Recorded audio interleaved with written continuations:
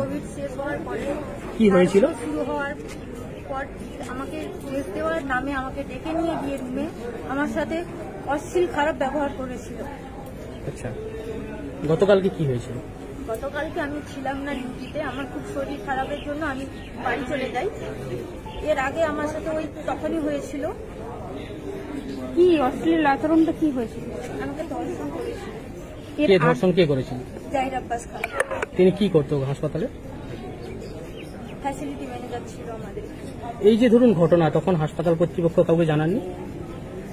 জানানোর আমাকে হুমকি দিয়েছিল যে যদি জানাও তোমার কাজ চলে যাবে। আমরা একটা হিউজ অ্যামাউন্টে ওখানে ঢুকেছিলাম কাজে, সবাই এটাই করেছে। আর আমি খুব খুব গরিব ফ্যামিলি থেকে, মানে অনেক অনেক কষ্টে আমার বাবা মা ওখানে কাজে ঢুকিয়েছে। তাই আমি ভয়ে কিছু বলতে পারিনি, নিজের মান সম্মানে সব কি চাইছেন আপনি?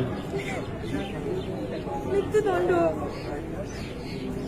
যাবজ্জীবন যেন জেলে পচে মরে। ঠিক আছে।